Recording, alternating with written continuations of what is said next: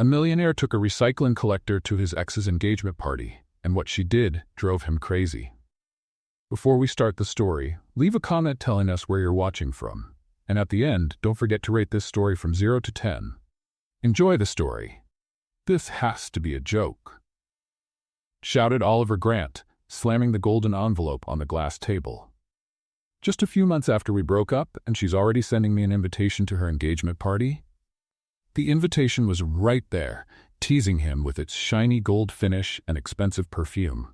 At the top, the names Kimberly and Simon stood out like a bad joke. She's completely lost her shame, Oliver muttered, running his hand through his hair, clearly furious. A few months, Ethan. Just a few months. His assistant Ethan walked into the room holding a coffee cup, wearing an amused smile. Well, boss, at least she sent you an invitation. Imagine finding out on Instagram instead. Oliver turned around abruptly. You think this is funny? A little, yeah. Ethan replied, trying not to laugh. So, are you going? Of course I'm going. Oliver snapped back defiantly, but I'm not going alone. Ethan raised an eyebrow. Oh, I see. Trying to make an impression, huh? Show you've moved on? Exactly, said Oliver. If I show up alone, I'll look pathetic.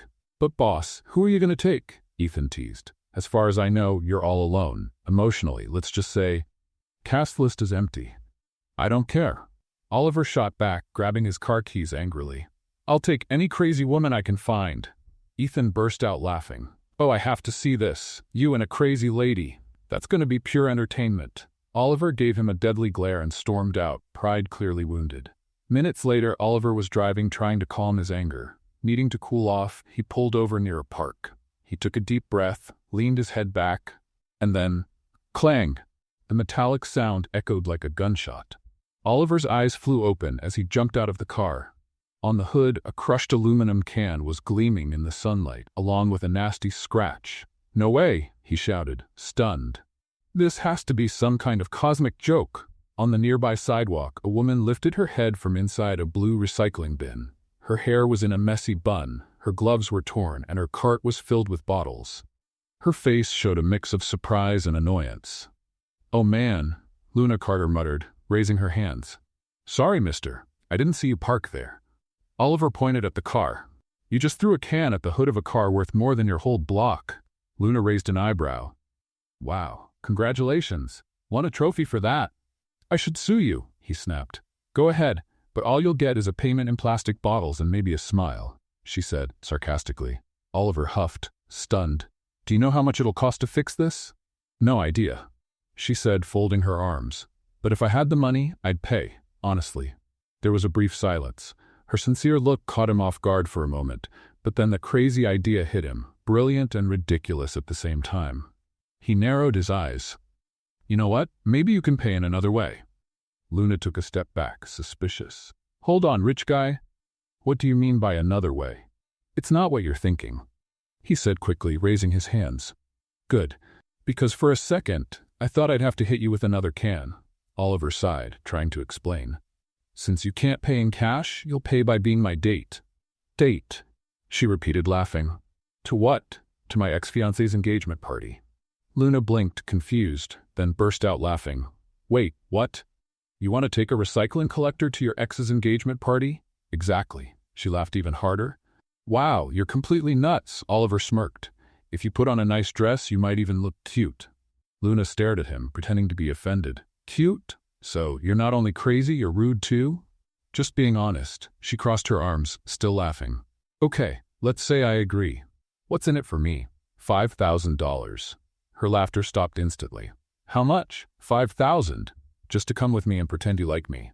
Luna blinked. Are you serious? Completely. She looked at the car, then at him, then at her recycling cart. Let me get this straight. I dress up, pretend to be your girlfriend, go to a party full of snobs, and I get $5,000? That's right, she gave a sly smile.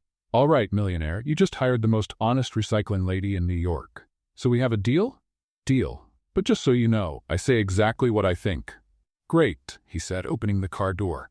I need someone real. Luna smiled. Well, you just found her. As she pushed the cart, Oliver watched through the rearview mirror. A crazy idea, an unpredictable woman, and a revenge plan about to spiral out of control. He had no idea that this fender bender would completely change his life. 2 days later, Oliver parked in front of an upscale building in downtown Manhattan. Luna got out of the car, looking around suspiciously. "This place looks too expensive to even breathe in," she said, adjusting her worn-out backpack. "It is," Oliver replied, walking toward the entrance. "Come on. We've got a lot to do." Luna followed him, mumbling, "Work? I thought I just had to wear a dress and smile." "If it were that easy, I could have taken anyone," he said, pressing the elevator button. "But you have to be believable." "Believable as what? That I like you?" She crossed her arms. "Because I haven't decided yet if I like you or if I just think you're kind of annoying." Oliver rolled his eyes, but a smile crept onto his face. "You're brutally honest." "That's my charm," Luna said, stepping into the elevator. The doors opened on the 10th floor, revealing a spacious, well-lit room. Mannequins dressed in designer clothes decorated the space, and a tall woman with perfect hair and a serious expression stood waiting for them. "Oliver, darling," the woman exclaimed, dramatically opening her arms. "It's been forever." "Hello, Victoria," Oliver greeted her, kissing her cheek. "Thanks for agreeing to help on such short notice." Victoria looked Luna up and down, inspecting every detail with a sharp eye. "So this is the candidate?" Luna narrowed her eyes. "Candidate? I'm not auditioning for anything." Victoria blinked, surprised. "Oh, she's got personality. That could be good or terrible. We'll see." Oliver cleared his throat. "Victoria's a personal stylist. She'll help you with clothes, hair, makeup, everything." Luna looked around, still wary. "All this just for a party?" "It's not just any party," Oliver explained. "It's a high society event. Everyone there will look flawless." "Oh, I get it," Luna said sarcastically. "So I have to pretend to be perfect to impress a bunch of snobs?" Victoria let out a short laugh. "I like her. Let's get started." The next few hours were a full-on marathon. Victoria brought out dresses, shoes, accessories, and more dresses. Luna tried on each one with a mix of confusion and dread. "This thing is crushing my ribs," Luna complained, trying to adjust a tight red dress. "That's because you're not breathing right," Victoria said, fixing the fabric. "Breathe from your diaphragm." "I breathe however my lungs let me," Luna shot back, pulling the dress off. "Next." Oliver watched from a cozy couch, barely holding back his laughter. He'd never seen someone resist a makeover this much. "Is she always like this?" Victoria whispered. "I have no idea," Oliver replied. "I met her 2 days ago." Victoria's eyes widened. "You're kidding." "I never kid," he said, dead serious. After 5 more dresses, Luna finally stood in front of the mirror wearing a simple, elegant emerald green dress. She spun around, curiously studying her reflection. "This one's not bad," she admitted, surprised. "I look different." "You look lovely," Victoria said, clearly pleased. "See, that wasn't so hard." "Not hard." Luna turned to her, shocked. "I tried on 1,000 dresses. My feet are about to quit on me." Oliver laughed out loud. "Welcome to the world of high society women." "Thanks, but I'm turning down that invitation," Luna said, carefully removing the dress. "I'll stick to my old jeans." Victoria sighed dramatically. "Sweetheart, you've got potential. You just need a little polish." "Polish?" Luna laughed. "I'm a person, not a piece of furniture." Next came the real challenge, shoes. Victoria brought out a huge box filled with shiny high heels. Luna looked at them like they were torture devices. "You want me to walk in those?" "It's not that hard," Victoria said, picking up a pair of gold stilettos. "It just takes practice." Luna slipped on the shoes and tried to take a step. She wobbled and nearly fell. Oliver jumped up and grabbed her arm. "Easy," he said, laughing. "You're not going to die." "Easy for you to say." Luna clung to his arm. "You're wearing normal shoes. Want me to wear heels too?" Oliver joked. "Yes, so you can feel my pain," she replied, laughing. Victoria clapped her hands to get their attention. "Focus, everyone. Luna, you need to practice walking in those shoes." For the next 20 minutes, Luna walked around the room, stumbling, laughing, and complaining. Oliver watched her, fascinated by her determination. Even while complaining, she didn't give up. "All done," Luna finally said after managing to cross the room without wobbling. "I deserve a prize. The prize is not breaking your ankle at the party," Victoria said as she put the shoes away. Then came the etiquette lesson. Victoria sat Luna at the table and began explaining the basic rules for formal events. "Fork on the left is for salad, fork on the right is for the main course," Victoria explained, pointing to the silverware. Luna looked at the table full of utensils and sighed. Why so many forks? Isn't one enough? Tradition, Victoria replied patiently. Ridiculous tradition, Luna muttered. Oliver, sitting next to her, tried not to laugh. You need to pay attention. I am paying attention, Luna protested. But this is way too complicated. Fork here, fork there. It's like a guessing game, Victoria continued, undeterred. And remember, never talk with your mouth full, don't rest your elbows on the table, and always keep the napkin on your lap. Luna rolled her eyes. So many rules, it feels like I'm stepping into a minefield. More or less, Oliver said with a smile. Great, Luna replied sarcastically. Can't wait to step on every mine. Victoria sighed, but there was a playful sparkle in her eyes. You're a very interesting student. Thanks, I think, Luna said, purposely picking up the wrong fork. What's this one for again? Luna, Victoria exclaimed, taking the fork out of her hand. Oliver burst out laughing.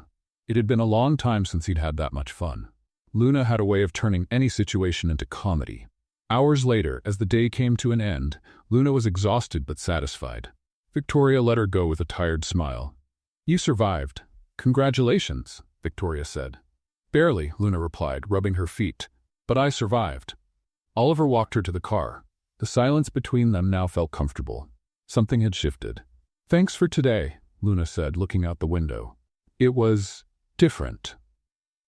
You're welcome, Oliver replied. You did well. Even though I complained about everything? She asked with a smile. Especially because of that, he said sincerely. Luna looked at him, curious. You're weird, you know that? I've been told that before, Oliver admitted, laughing. They drove in silence for a few minutes until Luna broke the mood. By the way, where is this party going to be? At the Grand Lexington Hotel, Oliver answered casually. Luna froze. Wait, the Grand Lexington?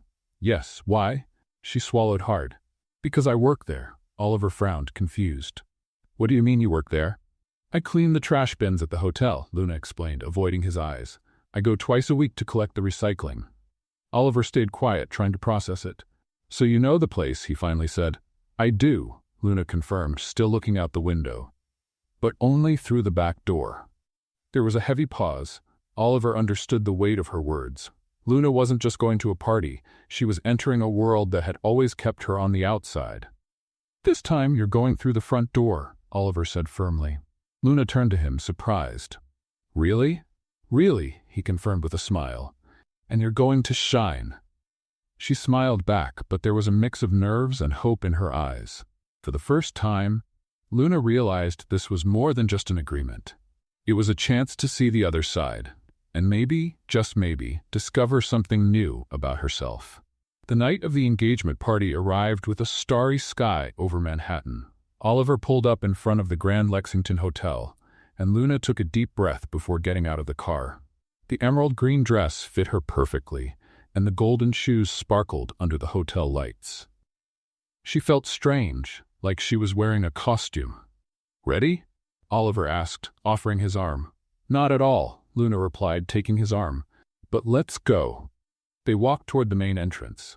Luna looked at the revolving doors and remembered the times she passed by carrying trash bags. Now she was walking in as a guest. Just breathe, Oliver whispered, sensing her tension. I am breathing, Luna snapped nervously. I'm just trying not to trip over these killer heels. As they entered the ballroom, Luna was hit by a wave of luxury. Crystal chandeliers hung from the ceiling, tables decorated with white and gold flowers filled the space, and the guests wore outfits that probably cost more than her annual rent. Wow, Luna whispered, impressed. This looks like a movie set. It's a bit over the top, isn't it? Oliver said, smiling. A bit? Luna looked around. This is over the top, even for people who like over the top. A waiter walked by with a tray of champagne. Luna grabbed a glass and took a sip, making a face. This tastes like… I don't know.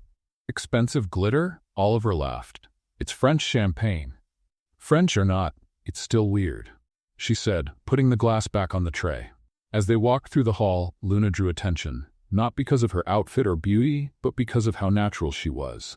She smiled at the waiters, thanked people as they passed by, and made funny comments that eased any tension. This place is beautiful, but I bet no one here knows where the trash goes. Luna whispered to Oliver. Probably not, he agreed, amused. Suddenly, a high-pitched female voice echoed through the hall. Oliver, what a surprise to see you here. Luna turned and saw a stunning blonde woman in a flawless white dress. It was Kimberly, Oliver's ex-fiancée. Standing next to her was a tall man with a fake smile and a smug look, Simon, the former business partner. Kimberly walked over with a smile that didn't reach her eyes. I thought you wouldn't come. I wouldn't miss it for the world. Oliver replied calmly. Kimberly looked Luna up and down, inspecting every detail. And who is this charming creature? Luna caught the sting in the word creature, but smiled. I'm Luna. His girlfriend. Kimberly blinked, surprised. Girlfriend? That was fast, Oliver. You always were efficient. Thank you. Oliver's tense. Simon stepped closer, placing a hand on Kimberly's shoulder. Oliver, my old friend. Good to see you. Simon, Oliver greeted him coldly. And this is your new companion? Simon asked, looking at Luna with barely hidden disdain. Girlfriend, Luna corrected firmly. I'm not a companion. I'm his girlfriend. Kimberly let out a high, fake laugh. How sweet. Where did you two meet? Luna opened her mouth to answer, but Oliver jumped in. We met by chance, and it was the best thing that ever happened to me. Kimberly raised an eyebrow, clearly bothered. How romantic. It is, Luna said with a smile. He's full of surprises. The tension in the air was thick. Kimberly forced a smile and walked away with Simon, but not before giving Luna a cutting glance. She's lovely, Luna said sarcastically. Like a charming snake, Oliver laughed. You're amazing. I know, Luna replied, confident. As the night went on, Luna kept drawing attention. She chatted with the waiters like they were old friends, cracked jokes that made people laugh for real, and disarmed everyone with her authenticity. At one point, a waiter brought over a tray of appetizers. Luna took one and took a bite, then made another face. What is this? She asked, struggling to swallow. Caviar, the waiter answered, smiling. Caviar? Luna looked at the bite. Tastes like salty ocean. The waiter laughed. That's pretty much it. Then why is it so expensive? Luna asked, genuinely puzzled. Oliver, standing next to her, tried not to laugh. It's a delicacy. Delicacy or not, I'd rather have pizza, Luna said, putting the canapé back. The guests around them laughed, clearly charmed by her honesty. Luna had a gift for making people feel at ease, but it wasn't all fun. Kimberly kept an eye on Luna from a distance, clearly annoyed by the attention she was getting. At one point, Kimberly walked over to a group where Luna was chatting. Luna, darling, Kimberly said sweetly, though insincerely. Tell me, what do you do for a living? Luna sensed the trap, but didn't flinch. I work in recycling. Kimberly's eyes widened dramatically. Recycling? What do you mean? I collect recyclable materials, Luna explained calmly. Bottles, cans, cardboard, that kind of thing. Kimberly let out a loud laugh. Oh, I see. You're, how should I put it, a collector? The group fell silent, clearly uncomfortable. Luna felt the weight of the judgment, but kept her composure. Yes, I am, Luna said, raising her chin. And I'm proud of it. I help the planet and make a living. What do you do besides spending his money? The reply was quick and sharp. Kimberly was speechless, and the guests nearby tried not to laugh. Oliver watched from a distance, torn between pride and admiration. Luna didn't need anyone to defend her. She could handle herself. Simon, noticing Kimberly's embarrassment, walked over to Oliver with a smug grin. So, Oliver, a recycling collector? Interesting choice. Better than some choices I made in the past, Oliver replied, looking straight at Simon. Simon chuckled, but there was tension in his eyes. You've always had unusual taste, and you've always had a talent for being annoying, Oliver replied, tired of the provocation. Simon patted him on the shoulder. Relax, man. It's just a party. Oliver stepped away, looking for Luna. He found her on the terrace, alone, gazing out at the city.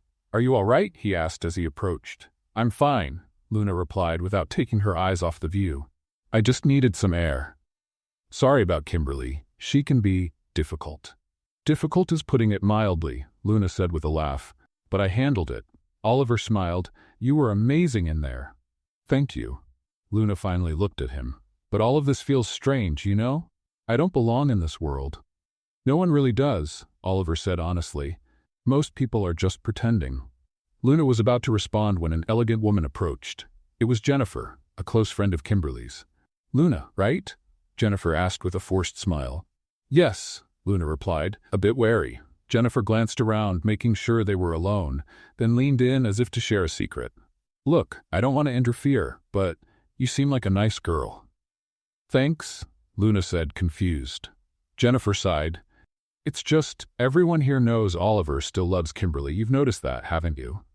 Luna felt her chest tighten. What? It's obvious, Jennifer went on, her tone sharp. He only brought you here to make her jealous. You're just a distraction, sweetie. A toy he'll toss aside when he's done. Luna stood silent, trying to process her words. But Jennifer didn't stop. You two don't even seem like a real couple. He's using you to get back at her. I bet the moment she wants him back, he'll drop you without thinking twice. The words cut deep. Luna felt a wave of anger, sadness, and humiliation. Suddenly, everything made sense. The sudden invitation, the strange agreement, the rush to bring her to the party. She had been used. Jennifer smiled, clearly pleased with the damage she'd done. Just thought you should know. Luna didn't reply. She simply turned and walked off the terrace, crossing the room quickly. Oliver saw her from afar and tried to catch up. Luna, wait! But she didn't stop. Luna grabbed her bag, walked through the ballroom, and left through the front doors without looking back. The doorman tried to ask if she was all right, but Luna just shook her head and vanished into the night.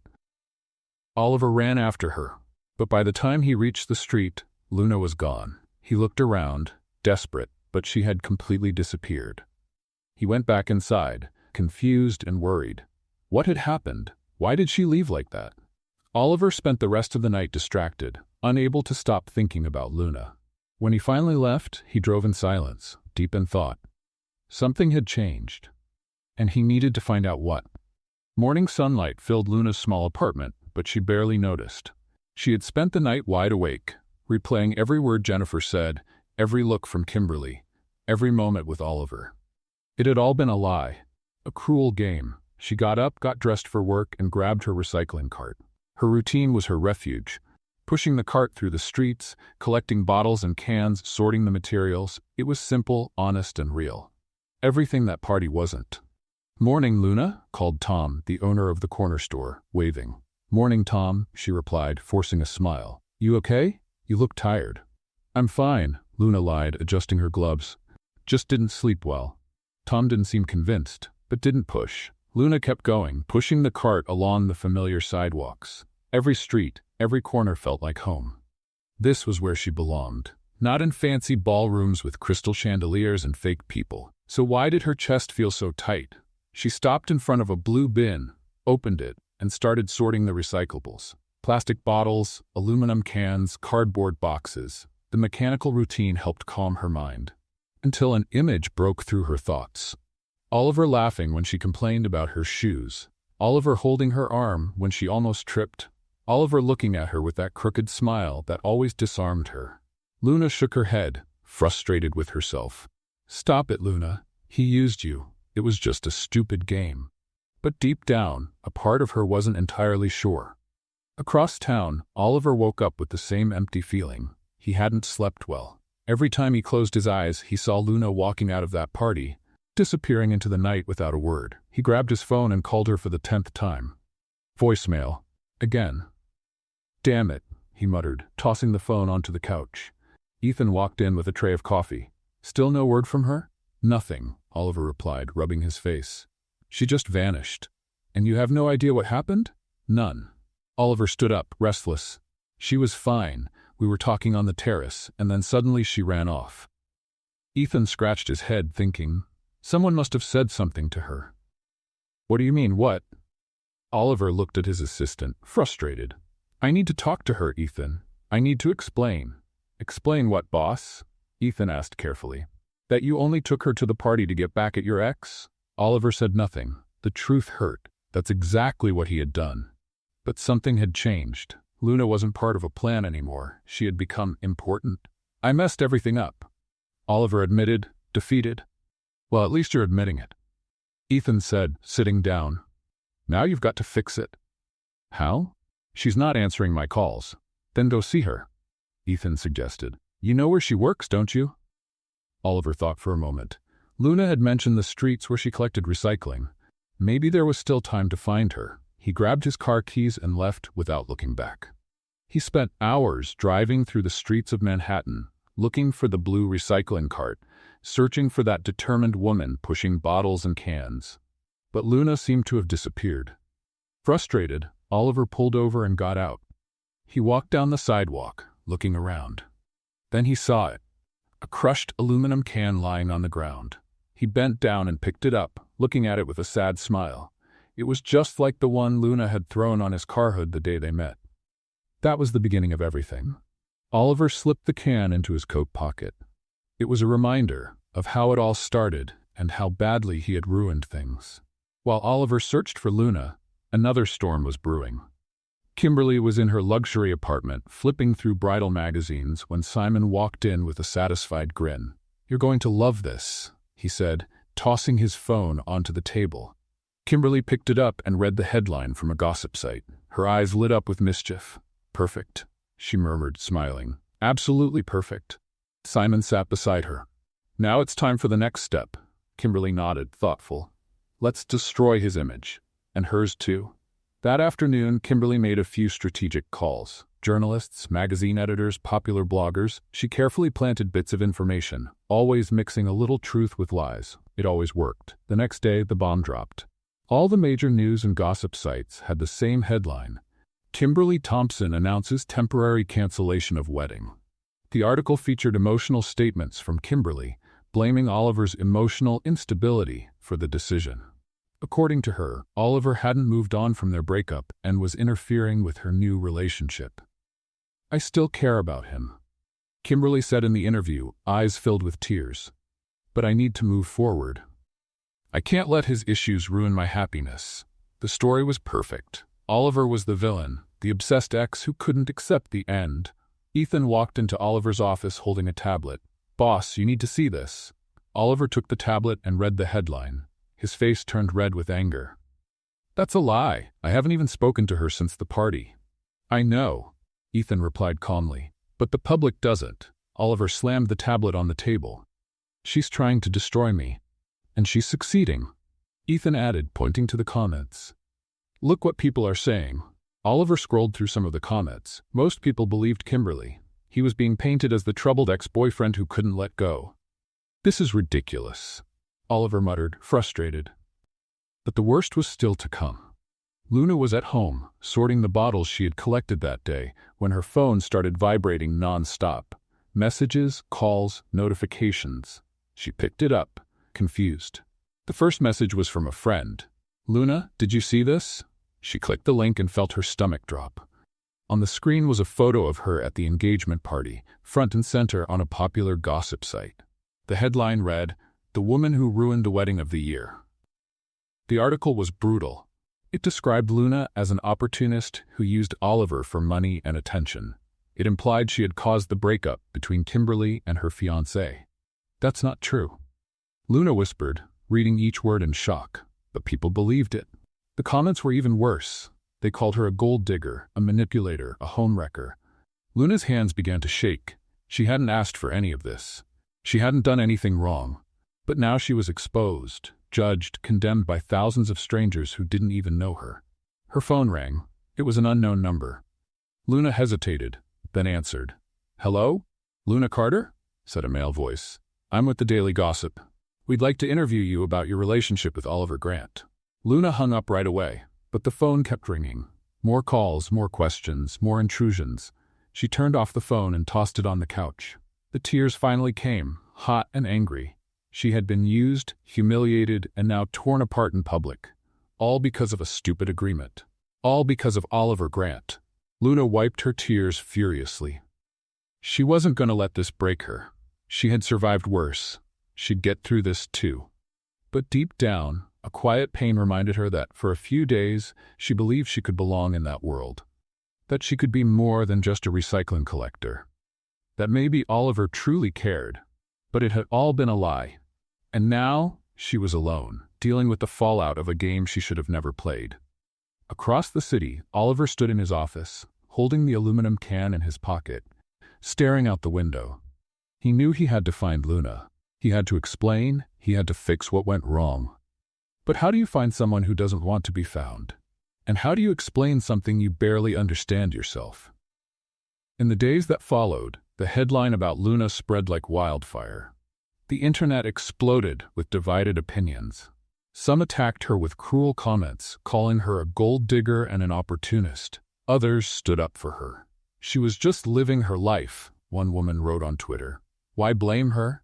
I agree. The villain here is the ex-fiancé who planned the whole thing, someone replied. Luna read the comments on her phone, swinging between anger and relief. At least some people saw the truth, but it didn't erase the humiliation. She was home, sorting bottles, when her phone rang. It was Beth, her best friend. Luna, have you seen what's going on? Beth asked, excited. I have, and I'm not happy about it, Luna answered, tired. But half the internet is on your side, Beth said. People are sticking up for you everywhere. Great, Luna muttered, unenthusiastic. But the other half wants to hang me.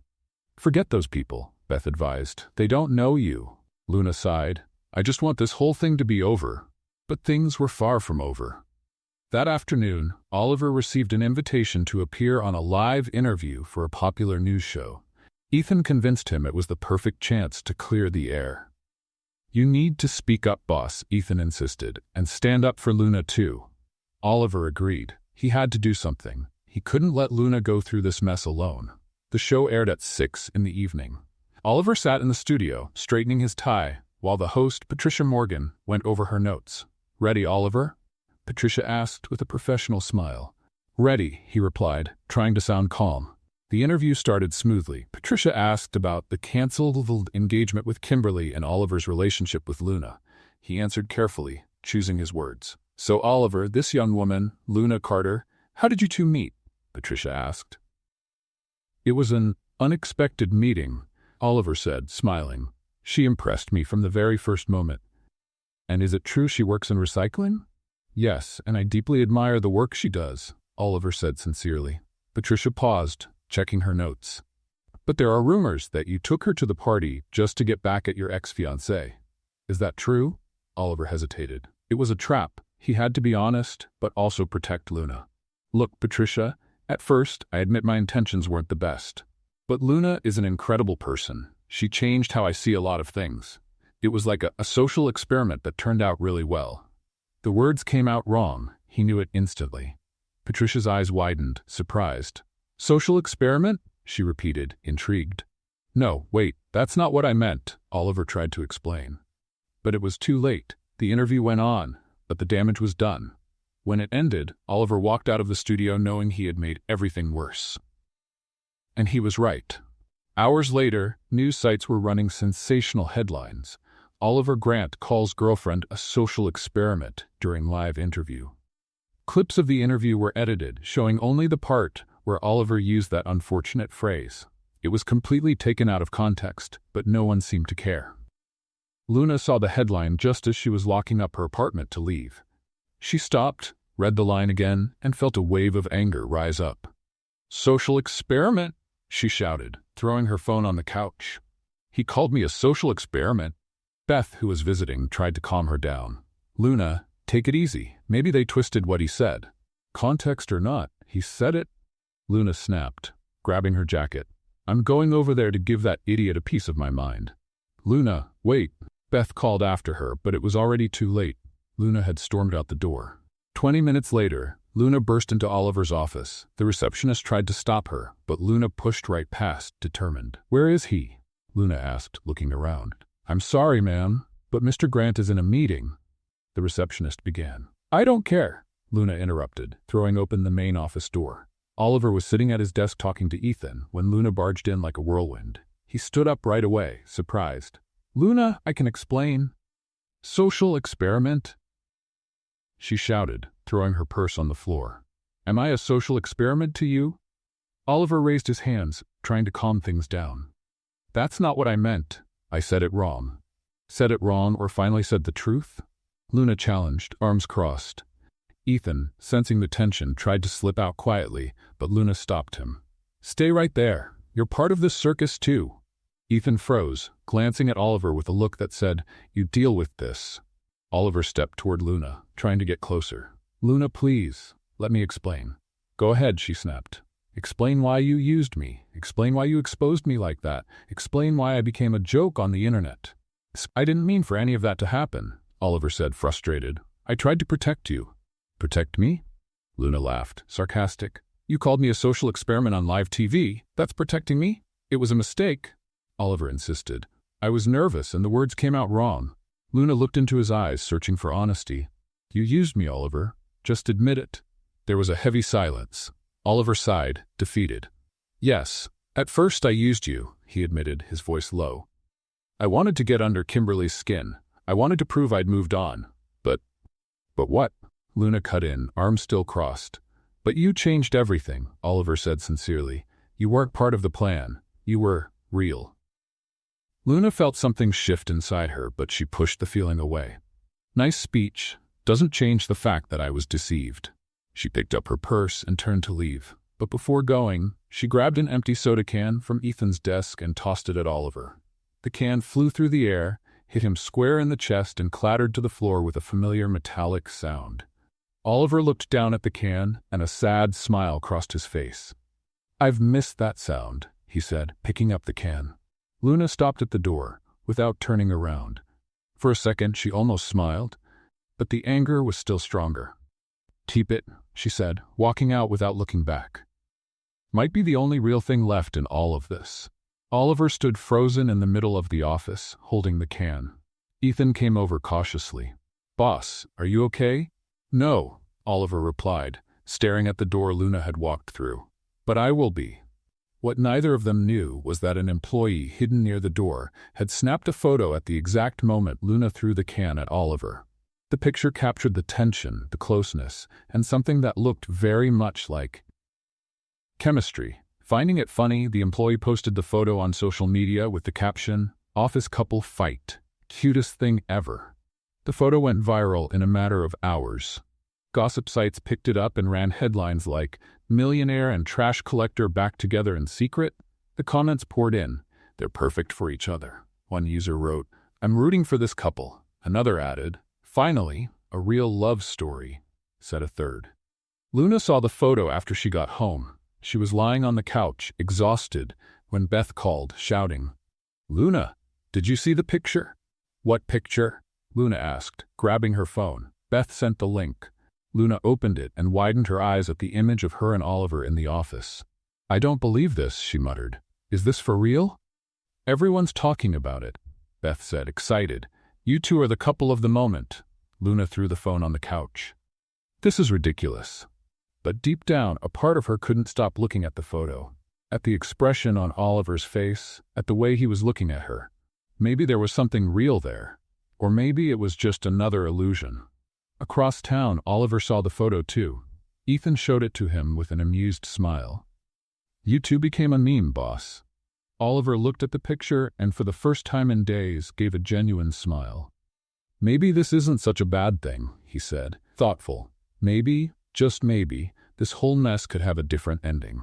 The photo went viral so fast that within 48 hours, Luna and Oliver became the most talked-about couple on the internet. Memes, edited images, even fan pages dedicated to the recycling couple popped up all over social media. Luna tried to ignore it, but it was impossible. Every time she opened her phone, there was a new post, a new comment, a new theory about their relationship. Beth was loving it. "You two are famous," she said, showing another funny photo edit. "This isn't good, Beth," Luna grumbled, closing the recycling cart. "I just want people to forget about me." "Too late, you're a celebrity now." Luna rolled her eyes. "Great.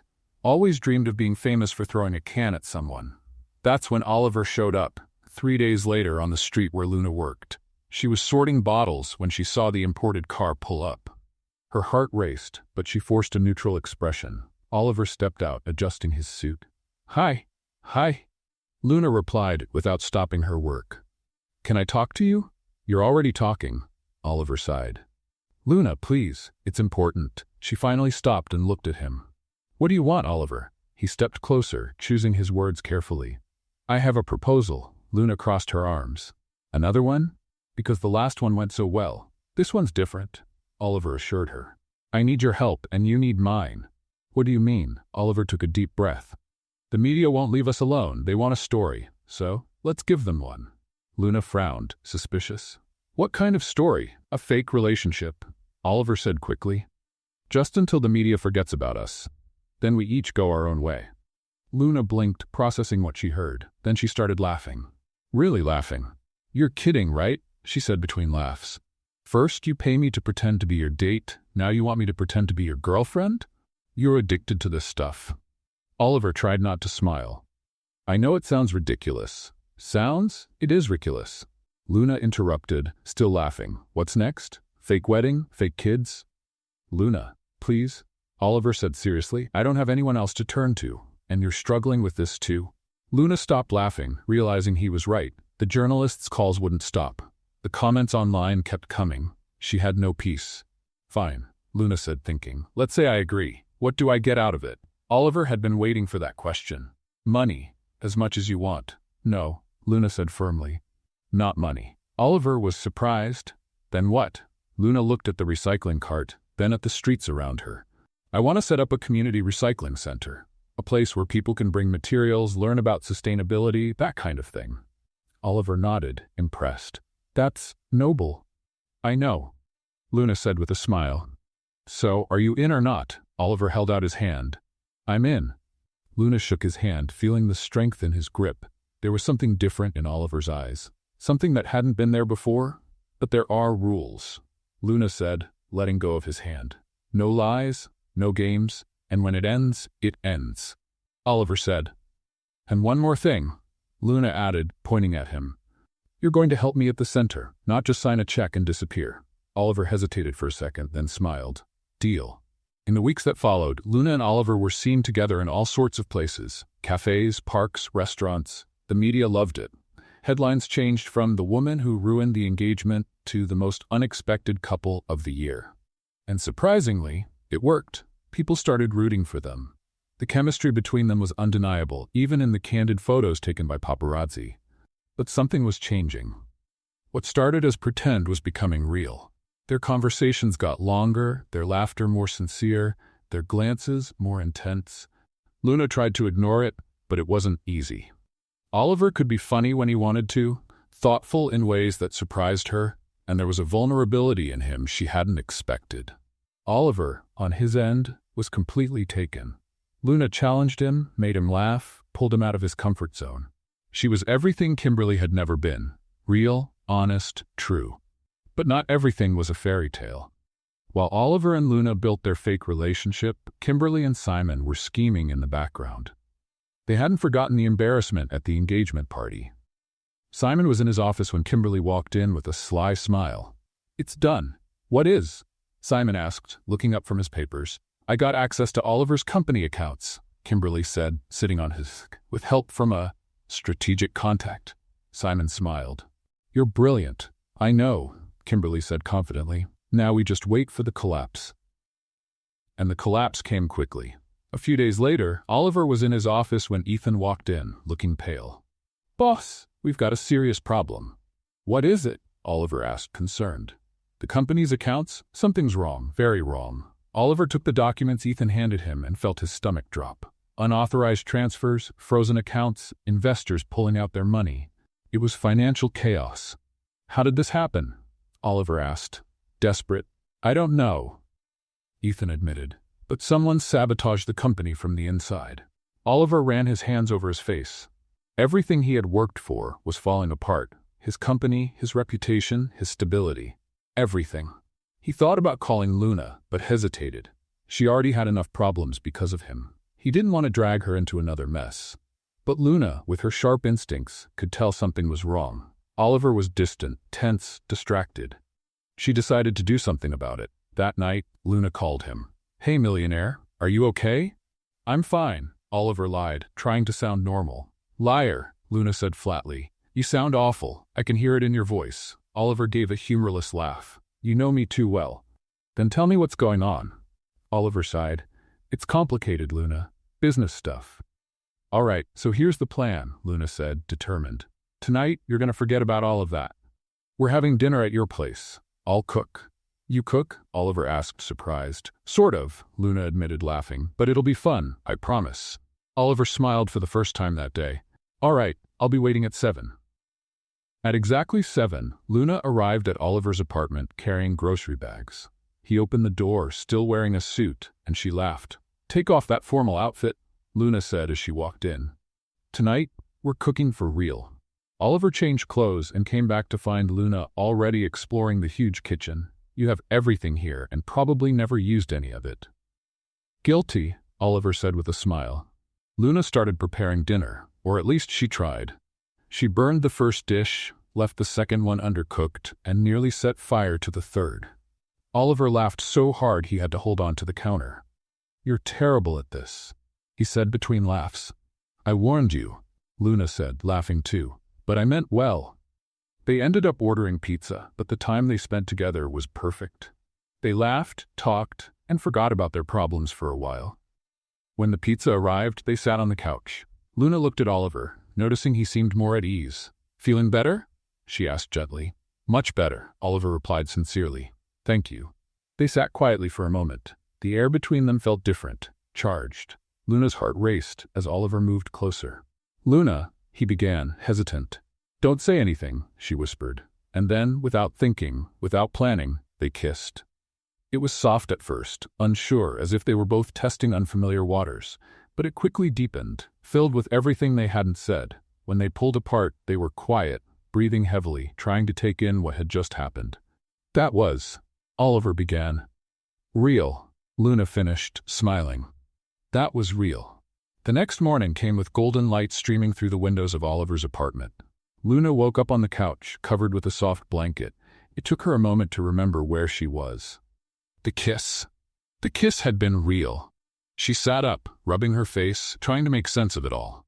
Oliver walked into the room holding 2 cups of coffee, smiling in a way that made her heart race. "Good morning," he said, handing her a cup. "Good morning," Luna replied, taking the coffee. "Thanks."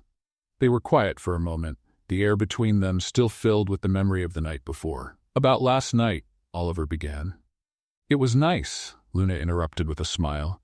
"Don't overthink it." Oliver laughed. "You always know what to say." "It's a gift," Luna joked, sipping her coffee. She left a little while later, promising to come back soon.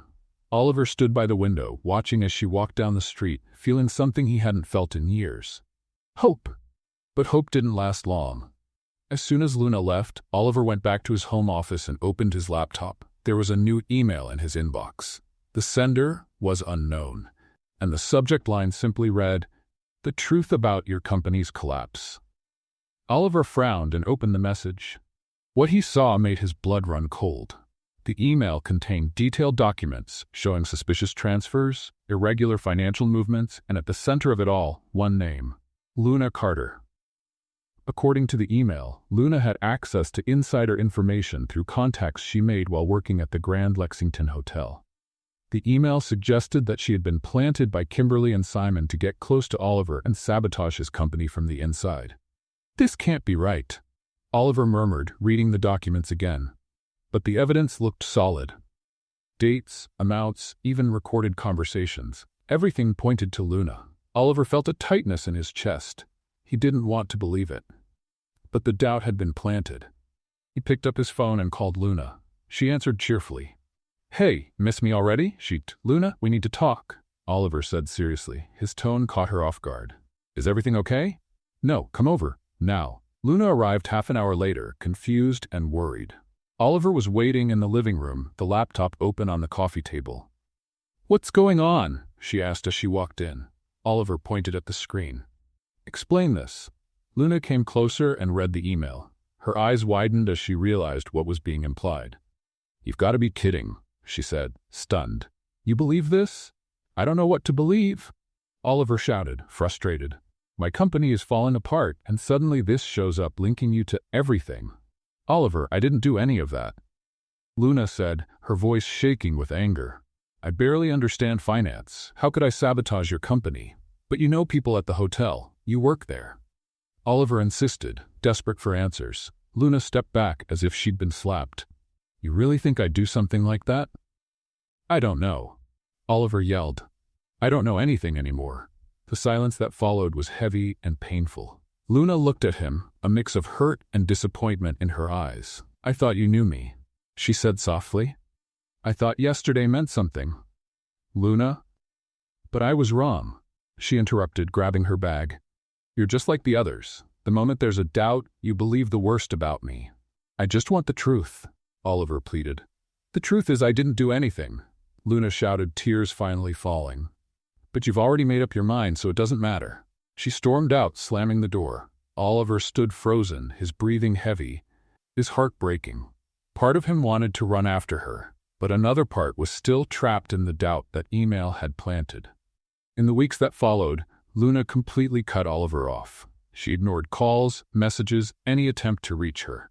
She threw herself into the community recycling center project. And to her surprise, the project began to come to life. People from the neighborhood volunteered to help. Small businesses donated materials. Public support grew naturally. Luna worked from sunrise to sunset, pouring all her pain and frustration into building something meaningful. Beth helped whenever she could. Are you okay? Beth asked one day while they were sorting bottles. I'm fine. Luna lied, giving a faint smile. Liar, Beth said, sitting next to her. You still care about him. Luna sighed. It doesn't matter. He doesn't trust me.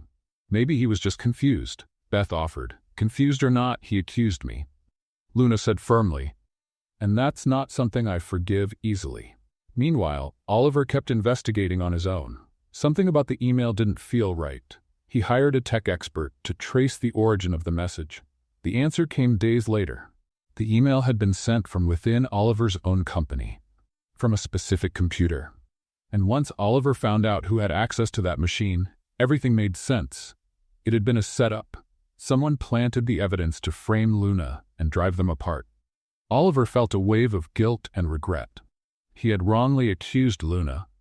He doubted her when he should have trusted her. He tried calling again, but Luna didn't pick up. He went to her apartment, but she wouldn't open the door. She had cut off all contact.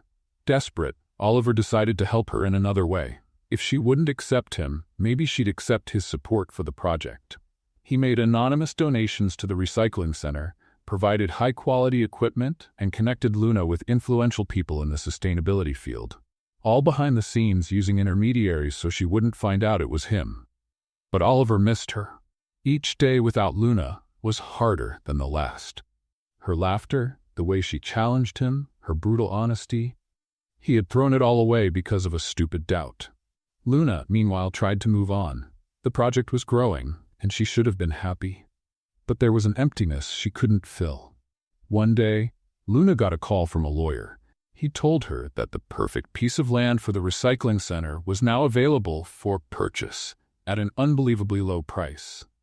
But who's selling it? Luna asked, suspicious. A company called Green Future Inc., the lawyer replied. They want to support sustainable projects. Luna looked up the company but couldn't find much.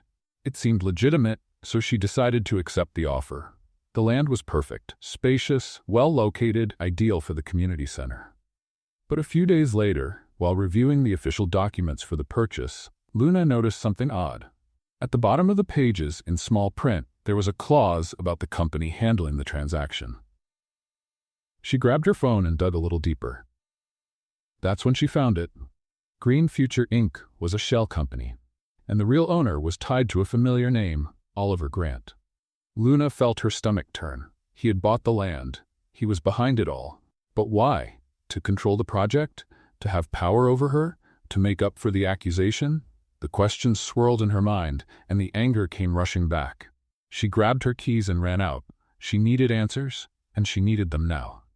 Meanwhile, Oliver was in his office, staring out the window, thinking about Luna when his phone rang. It was Ethan. Boss, we've got a problem. What is it? Oliver asked, tired. Luna found out about the land. Oliver closed his eyes. How do you know? Because she's on her way here, Ethan answered. And she doesn't look happy. Oliver sighed. He knew this moment would come. Now he had to explain. He had to make Luna understand that his intentions were good. But would she believe him? After everything that had happened, was there still a chance to make things right? The office door burst open, and Luna walked in, eyes blazing with anger and determination.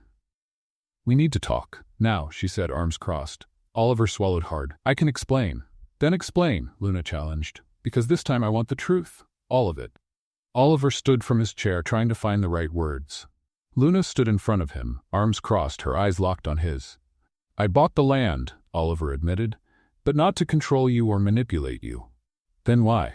Luna asked, her voice full of suspicion. Because I wanted to help you, he said sincerely. You had a dream, and I ruined it with that stupid accusation. I thought the least I could do was something good. Luna let out a dry laugh. You think money fixes everything, don't you? Buy some land, make a few donations, and suddenly everything's forgiven? No, Oliver defended himself. I don't want forgiveness. I just wanted to give you a chance to make your project happen. Without telling me? Without even asking? Luna's voice rose. Oliver, don't you get it? You can't just make decisions about my life. Oliver ran a hand through his hair, frustrated. I know I messed up, again, but I didn't know how to reach you. You blocked me everywhere. For good reason, Luna shot back. You accused me of destroying your company. You believed some random lie instead of trusting me. And I regret it, Oliver shouted, losing control. Every single day, Luna, but you never gave me a chance to explain. The room fell into a heavy silence. Ethan, standing at the door, quietly slipped out. Luna took a deep breath, trying to calm down. You know what hurts the most, Oliver? It's not even what you did. It's that, for a moment, I truly believed we had something real. And then you went and threw it all away. We did. We do, Oliver said, desperate. No, Luna said, shaking her head. We don't have anything. She turned to leave, but Oliver grabbed her arm. Luna, please. Let go of me, she said, not looking at him. Oliver let go. Luna walked out of the office without looking back. Days later, the most important charity event of the year was held in New York, the Green Future Gala, dedicated to sustainable projects. Luna had been invited to present her community recycling center. She was nervous. It was her first major public presentation, and the pressure was intense.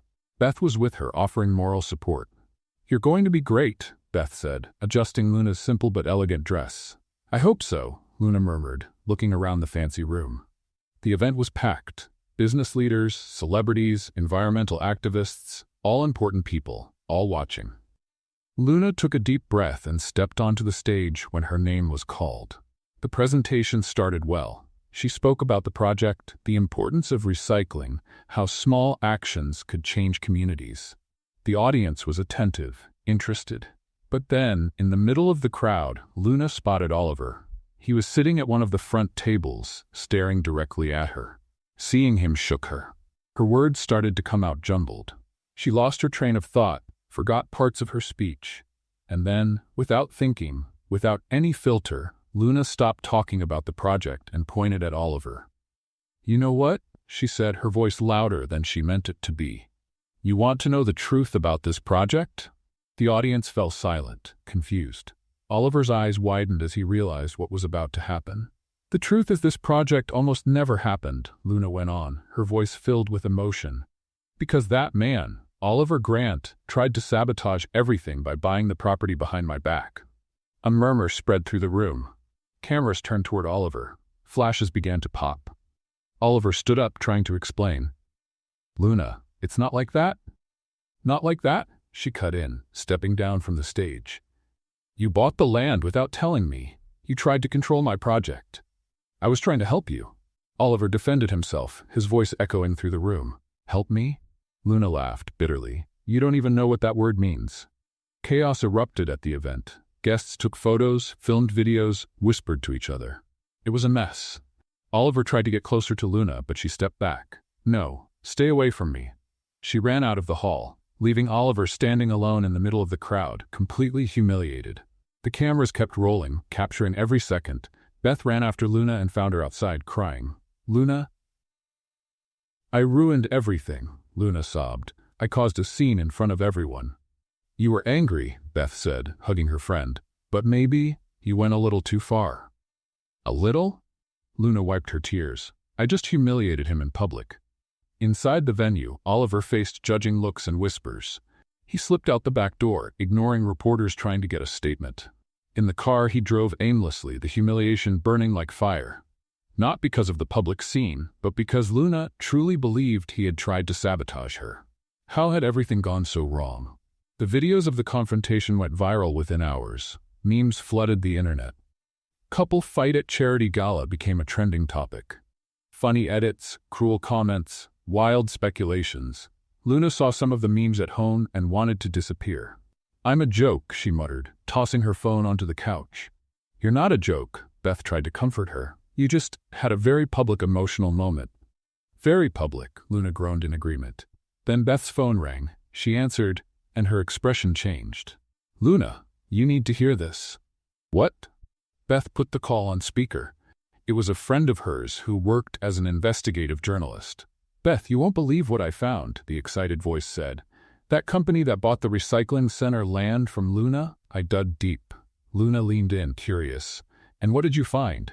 Green Future Inc. was created by Kimberly Thompson, the journalist revealed. She used Oliver's name as a front, but she was the one behind it all. Luna felt a chill run through her. "What?" "Kimberly wanted to ruin Luna's reputation and drive her away from Oliver," the journalist explained. "She knew Luna would find out the land was tied to Oliver and think he was trying to control her. It was the perfect setup." Luna covered her mouth, horrified. "Oh my gosh." "And there's more," the journalist continued. "Oliver didn't even know about the purchase. It was all done using forged documents. He only found out later, when he tried to help Luna with real, anonymous donations. Then he confronted Kimberly and convinced her to give up and transfer the land to him. He ended up buying it from her for a very high price."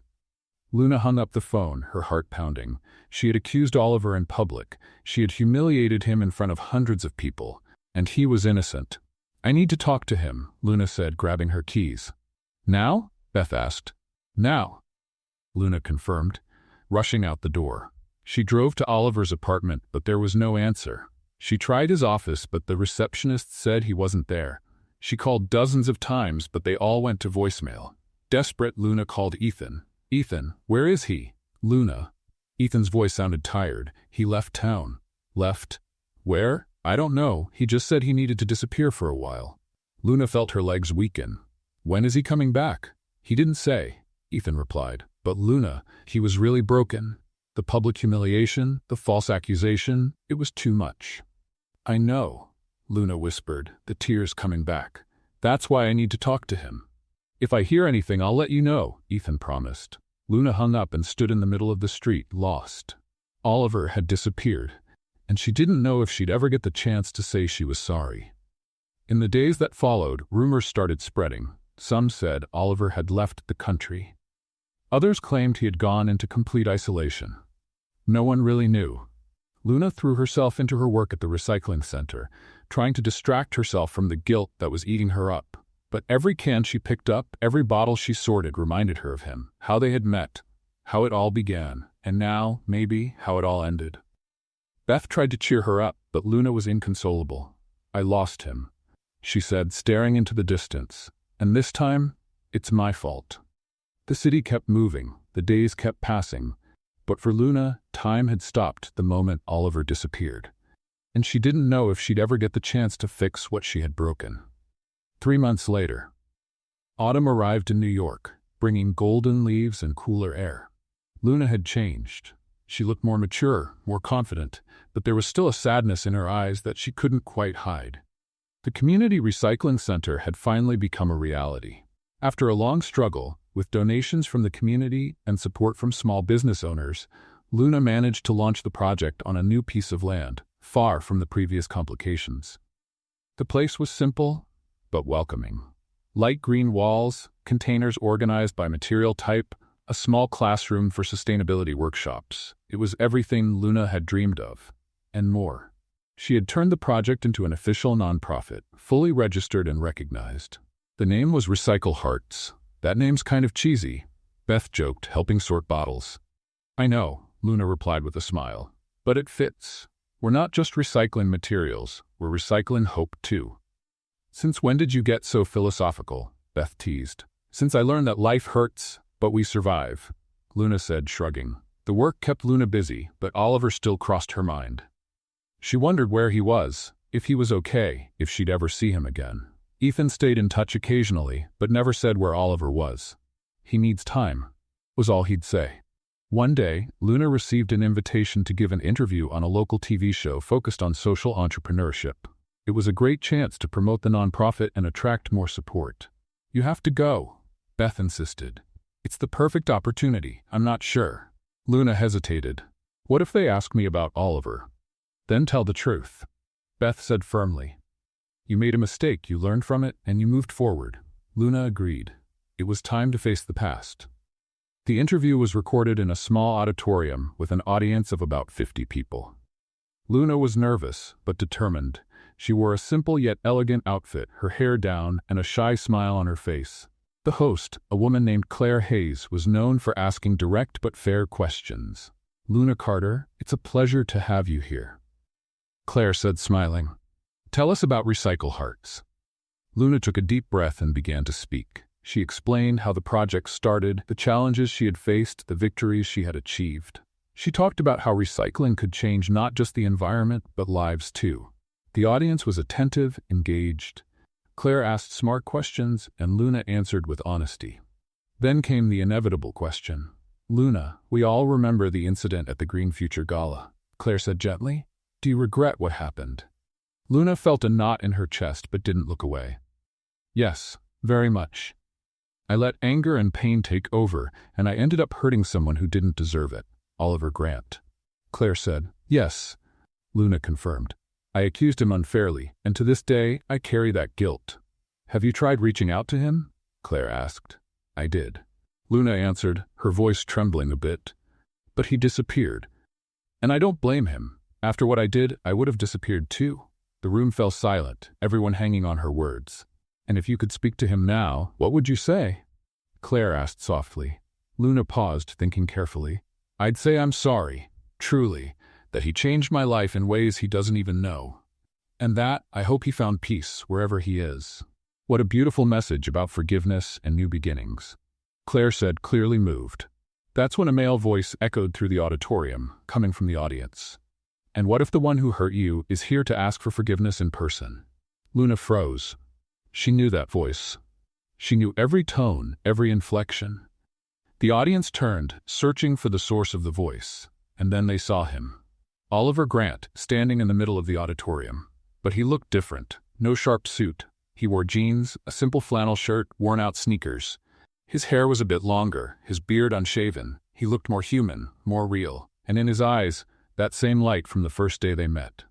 Luna stood up from her chair, her legs shaking. Oliver. He walked slowly toward the stage, his eyes fixed on her. The audience was completely silent, witnessing the moment. Hi, Oliver said as he stepped onto the stage. Hi, Luna replied, her voice barely a whisper. Claire, sensing how important the moment was, quietly stepped back, leaving them alone at the center of the stage. You disappeared, Luna said, tears starting to fall. I had to, Oliver admitted. I needed time to process everything. To understand who I really am, without the money, without the status, without the masks. And did you figure it out? Oliver smiled, that same little smile she loved so much.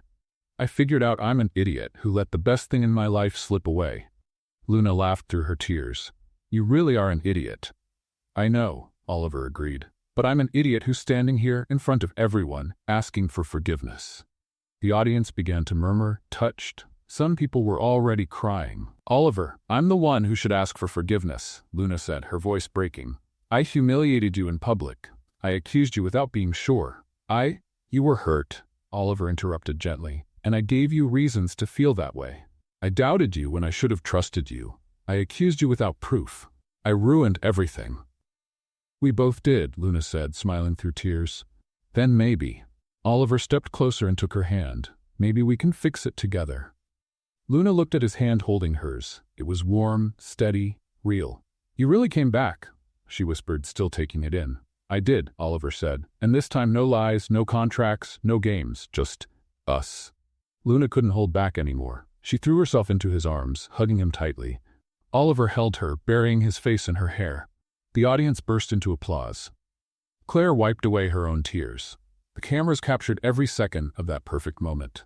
When they finally pulled apart, Luna looked at Oliver with a genuine smile. The first in months. You've changed. Better or worse? He asked, teasing. Different, Luna repeated, touching his face. More, you. I learned I don't need an expensive suit to be somebody, Oliver said. I just needed to be real. And you are, Luna said. Finally. Claire stepped forward, still emotional. Well, I think we just witnessed the most beautiful ending to an interview in this show's history. The audience laughed and clapped again. Luna and Oliver, both embarrassed and happy, waved to the crowd. Across town, in a luxury apartment, Kimberly Thompson was watching the live broadcast on TV. Her face was red with anger, and she gripped the remote so tightly her knuckles turned white. Simon was beside her, just as furious. "They got back together," he said in disbelief. "I can see that," Kimberly shouted, throwing the remote on the couch. "After everything we did, after all the scheming." "They're stronger than ever," Simon said, worried. Kimberly stood up, pacing like a caged animal. "No, I won't let this happen. I'm not letting it go." "What do you want to do?" Simon asked. Kimberly stopped, turning to him with a cruel smile. "I'm going to shut down this little recycling romance show once and for all." "How?" "I don't know yet," Kimberly admitted, grabbing her phone. "But I'll find a way.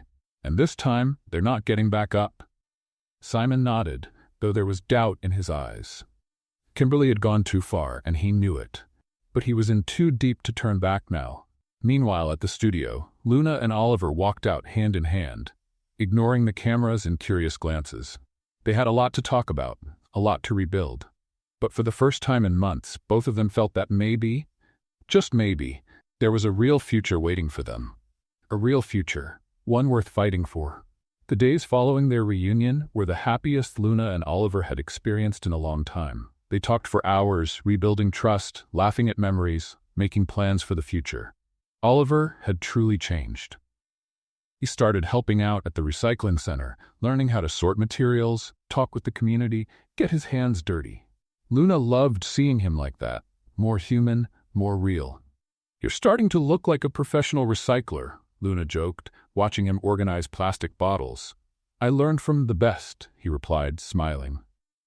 Beth watched them from a distance, smiling with satisfaction. "Finally," she murmured. But the peace didn't last long. 3 days after the reunion, the internet exploded again. A video started circulating on social media, showing Luna supposedly receiving money from Simon during a secret meeting. The video looked real. The quality was good, the audio clear. In the video, Luna could be heard saying, "I'll do everything you tell me. Oliver won't suspect a thing." Luna watched the video at home and felt her world fall apart. "That's a lie," she shouted, throwing her phone onto the couch. "I never said that." Beth picked up the phone and watched it. "Luna, that's clearly edited. It's obvious, but people won't know that." Luna cried out, desperate. "They'll believe it." And they did. The comments were cruel, harsh. She only wanted his money from the beginning. What a scammer. Oliver is too naive. Oliver saw the video in his office. Ethan stood beside him, just as shocked. "This is fake," Oliver said firmly. "It's digital manipulation." "I know," Ethan agreed. "But we have to prove it." Oliver grabbed his phone and called Luna immediately. She answered, crying. "Oliver, I swear it's not true." I know," he interrupted gently. "I believe you, without a doubt." Luna felt her heart lift. "Thank you. But we need to put an end to this," Oliver said, determined. "Kimberly and Simon went too far this time." "How?" "Leave it to me," Oliver promised. "I have a plan." In the following hours, Oliver worked non-stop. He hired forensic tech experts to analyze the video and prove it had been manipulated. He gathered every piece of evidence he had about Kimberly and Simon's schemes: forged documents, incriminating emails, suspicious bank transfers. Then, he did something bold. He called Claire Hayes, the host of the show where he had reunited with Luna. "Claire, I need a favor. A big one." Claire listened to his proposal and her eyes widened. "Are you sure about this?" "Absolutely," Oliver replied. "It's time to put an end to this circus." 2 days later, Claire announced a special live edition of the show, The Truth Behind the Recyclable Couple Scandal. The episode would be live, unedited, broadcast nationwide. Kimberly saw the announcement and grew nervous. "They don't have any proof," she told Simon, trying to reassure herself. "What if they do?" Simon asked, visibly worried. "They don't," Kimberly insisted, but doubt had already taken root. On the night of the broadcast, the studio was packed. Luna and Oliver sat side by side on stage. Claire, calm and professional as always, opened the show. "Good evening.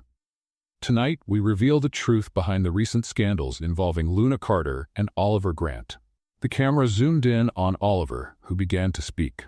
"I want to present evidence that we were the victims of a calculated scheme by Kimberly Thompson and Simon Hayes."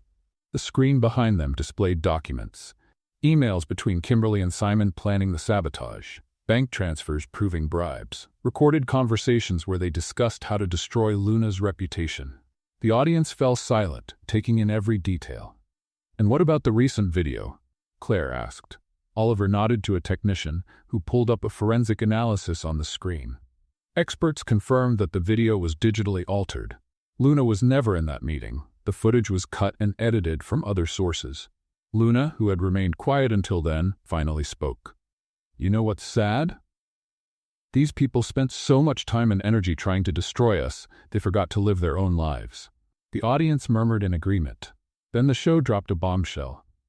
Kimberly Thompson and Simon Hayes were invited to join us tonight to respond to the accusations. They accepted. The studio doors opened and Kimberly entered, followed by Simon. Both were impeccably dressed, trying to stay composed, but the tension was clear. "Well, look who finally showed up," Luna said sarcastically. "The stars of the show." Kimberly forced a smile. "These accusations are ridiculous. We had nothing to do with any of it." Oliver stood and held up an envelope. "Then explain this."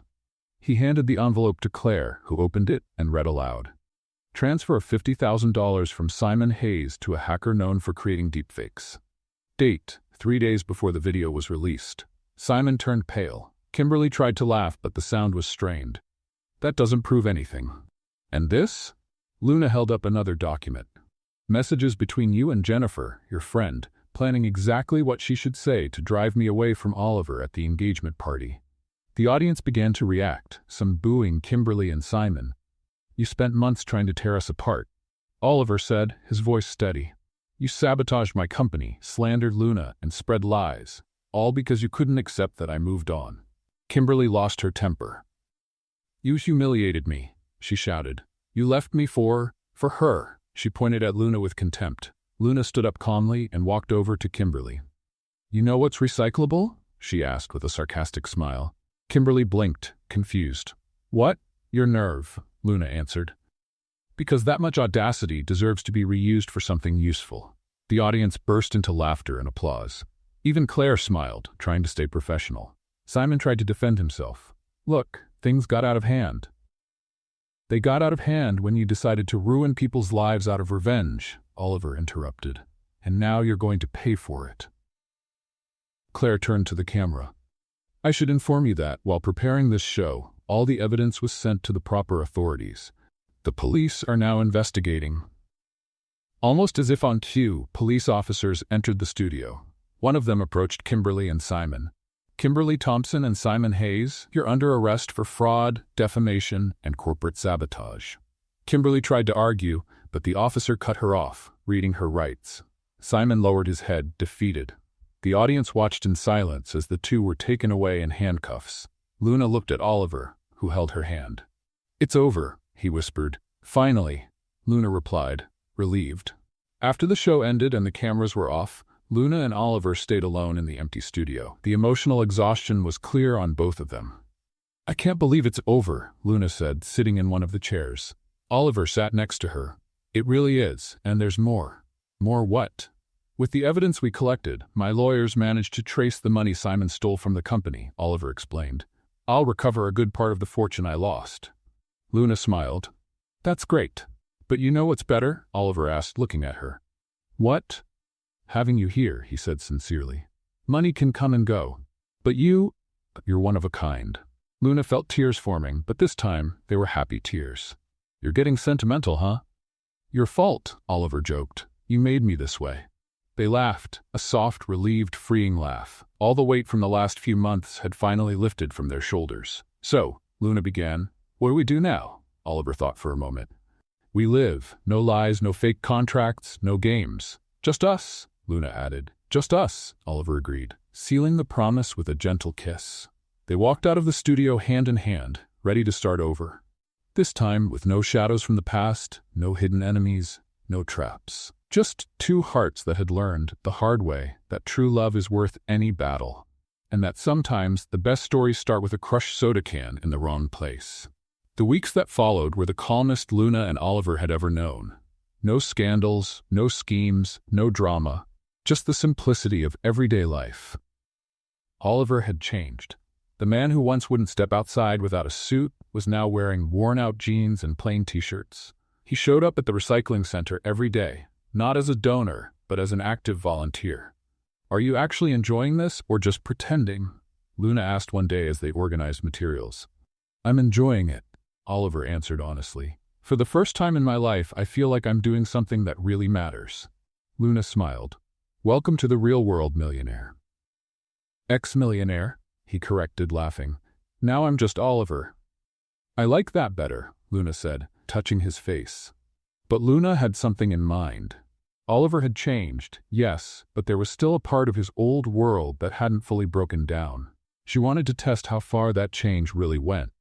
"Hey, Oliver," Luna called out one sunny morning. "I have a challenge for you." Oliver raised an eyebrow. "What kind of challenge?" "You're going to spend the day collecting bottles with me on the streets," Luna said, crossing her arms. "For real, the way I do it every day." Oliver hesitated. "But I already help out here at the center." "That's not the same," Luna cut in. "Here you're inside, comfortable. I want you to feel what it's like to spend hours on the street, pushing a cart, looking for materials." Oliver looked at her and saw that daring sparkle in her eyes. He smiled. "All right, I'm in." "Really?" Luna seemed surprised. "Really? When do we start?" "Now," Luna said, tossing him a pair of gloves. They walked the streets of Manhattan with the recycling cart.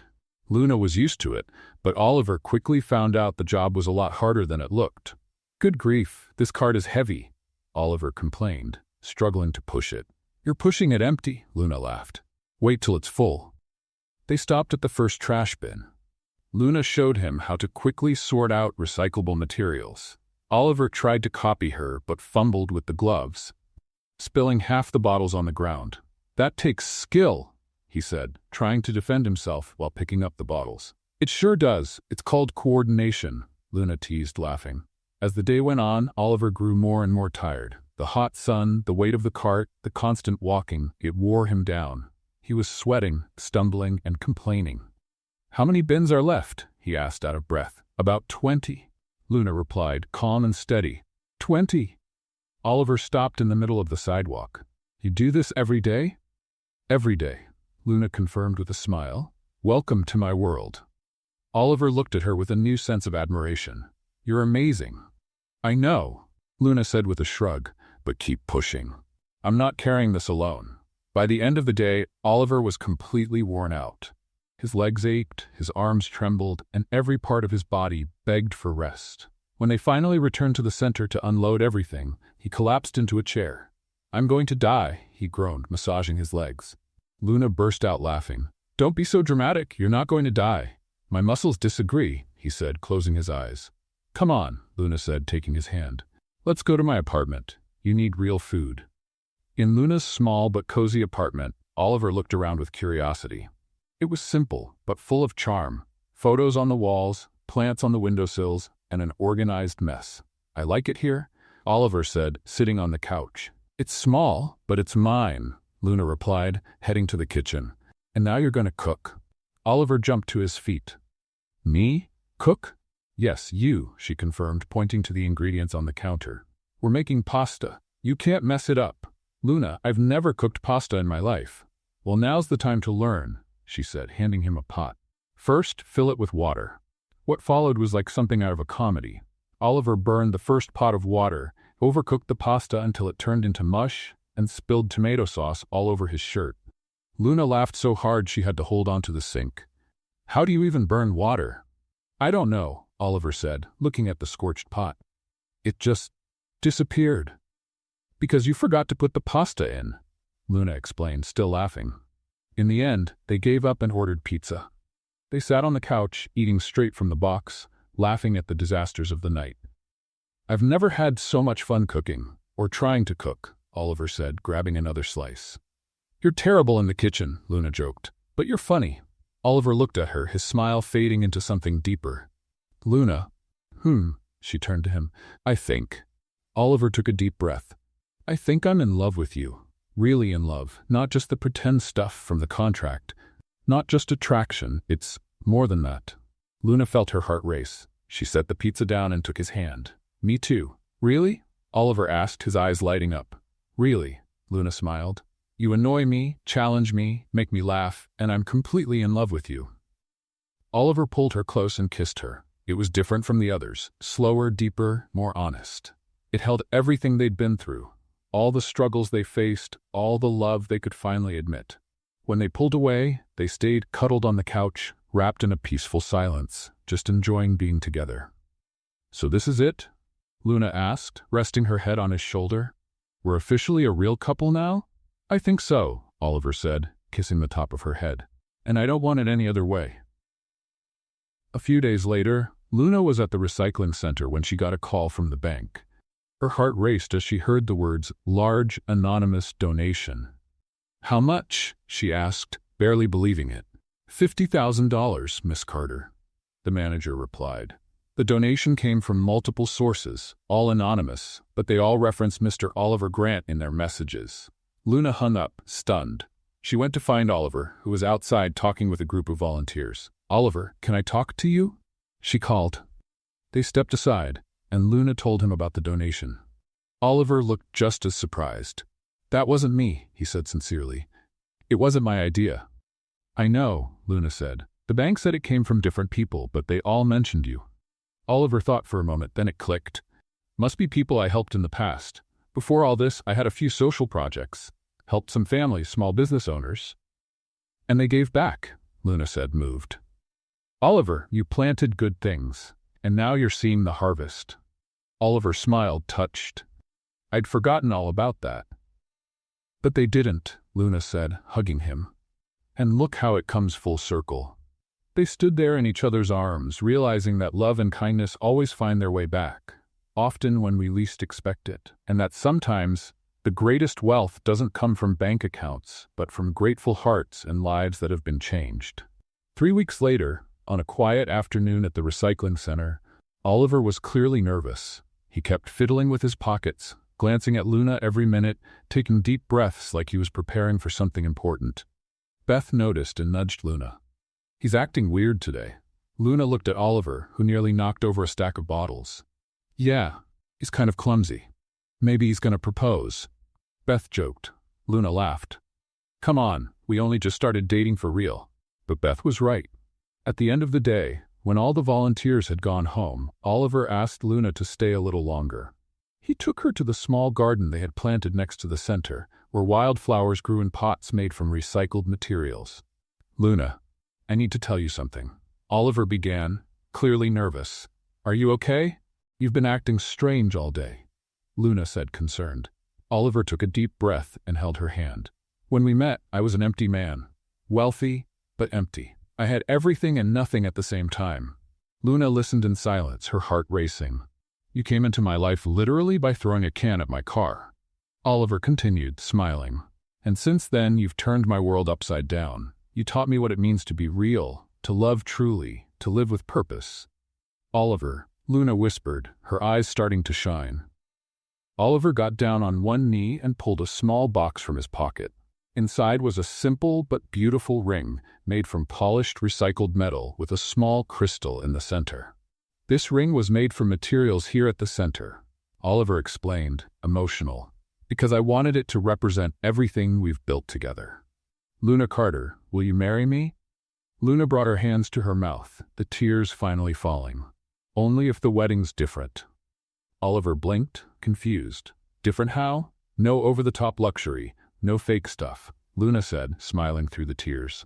"It has to be us, real, honest, and maybe a little crazy." Oliver laughed, relieved. "I wouldn't expect anything else."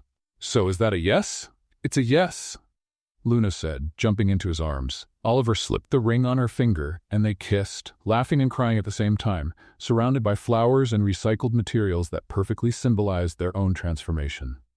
2 months later, the wedding day arrived, and to everyone's surprise, the chosen venue was the Grand Lexington Hotel, the same place where Kimberly's engagement had taken place. "Are you sure about this?" Beth asked, helping Luna get ready. "Absolutely," Luna answered, adjusting her simple but elegant organic cotton dress. "We're going to give this place a new meaning. Turn bad memories into something beautiful." The ballroom was unrecognizable. Where once there had been cold, impersonal luxury, there was now warmth and creativity. The tables were made from reclaimed wood, decorated with brightly colored flowers made from recycled paper. Chandeliers were covered with artistically cut plastic bottles, creating a magical lighting effect. The guests were the perfect mix. Business people alongside recycling workers, high society folks chatting with members of the local community, volunteers from the nonprofit mingling with Oliver's former colleagues. "This is beautiful," Ethan said, touched. "Completely different from anything I've ever seen." The ceremony began with soft music. Luna walked in, accompanied by Tom, the grocer who always greeted her during her work mornings. There was no father present, but Tom had been like a father figure to her. Oliver stood at the altar wearing a simple but elegant suit, no tie, looking more like himself than ever. When he saw Luna walking in, his eyes filled with tears. She looked stunning, not because of her clothes or makeup, but because of the genuine glow in her eyes, the smile that lit up the entire room. When Luna reached the altar, she whispered to Oliver, "Don't cry, or I'll start crying too." "Too late," he replied, wiping his tears. The officiant, a kind older man who also volunteered at the nonprofit, began the ceremony with words about love, new beginnings, and transformation. Then came the moment for the vows. Oliver went first. "Luna, you recycled my heart." He began, filled with emotion. "You took a broken, empty man and turned him into someone who finally knows what it means to live. You taught me that a person's value isn't in their bank account, but in their actions. And I promise to spend the rest of my life making you laugh, supporting you, and sorting the trash properly." The audience laughed, moved. Luna wiped away her tears, trying to hold it together. "My turn," she said, taking a deep breath. "Oliver, you found me while I was collecting trash, and somehow made me feel like I was a treasure. You learned how to sort through emotional garbage, to let go of what no longer serves you, and to value what truly matters. And I promise to love you through every kitchen disaster, through every clumsy attempt at being simple, and through every moment, whether easy or hard." Oliver smiled, deeply moved. "I love you." "I love you too," Luna replied. "Then by the power vested in me, I now pronounce you husband and wife," the officiant announced. "You may kiss the bride." Oliver didn't waste a second. He pulled Luna into a deep kiss as the guests erupted in applause and joyful cheers. Some tossed petals made of recycled paper, creating a colorful shower. The celebration that followed was magical. Simple but delicious food, live music, and genuine laughter. There were no social barriers, just people celebrating love. At one point, Luna and Oliver made their way to the dance floor. She kicked off her shoes, and he did the same. Barefoot, they danced, laughing and spinning, completely lost in each other. "Who would have thought we'd make it here?" Luna said, resting her head on his chest. "I knew it," Oliver said, joking. "Liar," Luna teased, laughing. "You thought I was crazy." "And you are," Oliver agreed.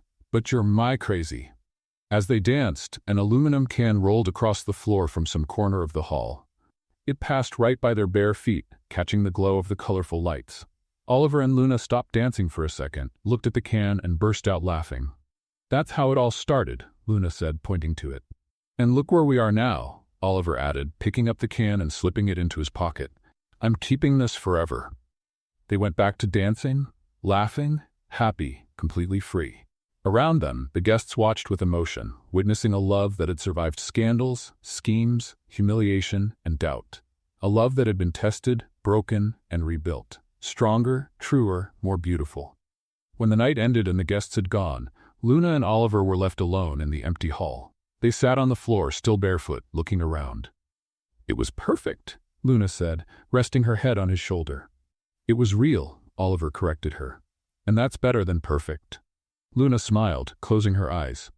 "I love you, husband." "I love you, wife," Oliver replied, kissing the top of her head. And there, sitting on the floor of a hall decorated with recycled materials, surrounded by transformed memories and renewed hopes, they understood a simple but powerful truth. True love is what turns pain into laughter, mistakes into lessons, and chance encounters into timeless stories. What did you think of Luna and Oliver's story? Leave your thoughts in the comments. Rate this story from 0 to 10. What score would you give it? Subscribe to the channel and turn on notifications to follow all our stories, and don't forget to watch more touching stories by clicking right here on the end screen.